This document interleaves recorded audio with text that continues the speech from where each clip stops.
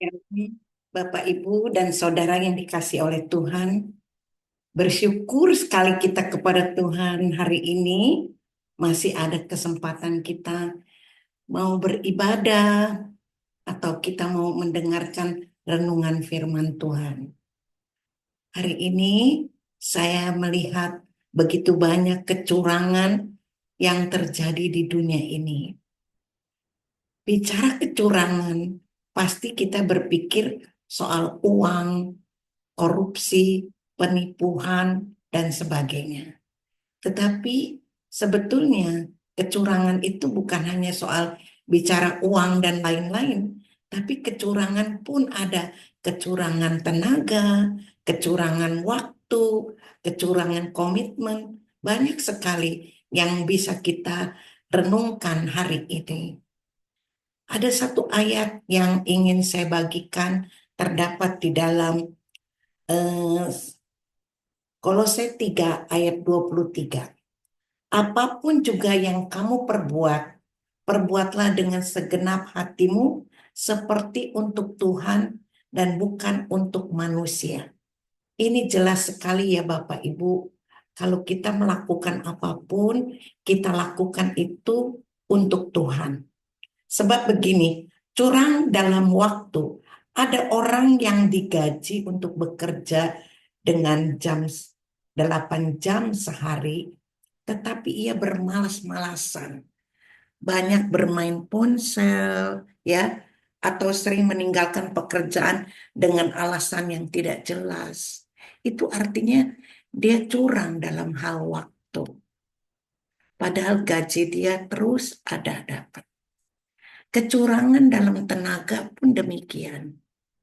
Ketika dia disuruh mengerjakan satu pekerjaan, dia tidak mau kerjakan, tetapi di hadapan majikannya, dia seakan-akan sibuk.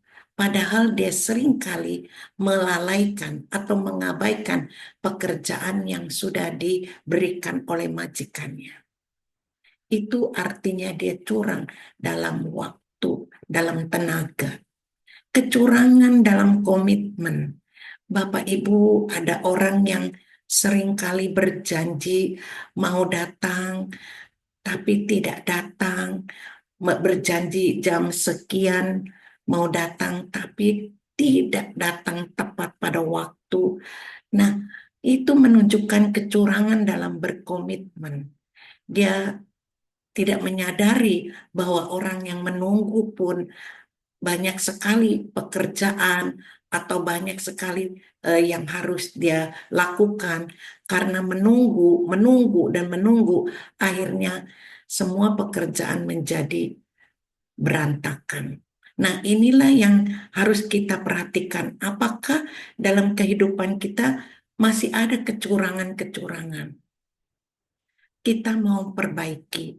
Jangan pernah kita merasa bahwa kita ini sudah berkomitmen dengan baik, tetapi kita patut mengoreksi diri kita. Masih adakah kecurangan-kecurangan seperti ini? Tentu Tuhan kita tidak pernah mengajarkan kita untuk hidup curang. Adakah kita melihat kecurangan yang dibuat oleh Tuhan kita Yesus Kristus? Pasti tidak pernah. Ya, dia akan selalu menepati janjinya. Jika dia berkata, aku akan menyertaimu sampai akhir zaman, kita harus percaya hari ini kita ada karena penyertaan Tuhan. Kalau dia berjanji akan menolongmu, maka hari ini kita ada karena pertolongan Tuhan. Percayalah bahwa apa yang diajarkan oleh Tuhan Yesus pasti ajaran yang benar. Mari Bapak, Ibu, dan Saudara yang dikasih oleh Tuhan, kita ikuti ajaran Tuhan Yesus. Kalau ada kecurangan yang kita buat, kita berubah dan kita minta Tuhan tolong supaya jangan ada lagi kecurangan-kecurangan yang baru saja saya katakan. Tuhan kita, Tuhan yang menyelidiki sampai ke dalam batin kita. Terpujilah Tuhan, selamat beribadah bagi saudara yang beribadah. Tuhan Yesus memberkati. Amin.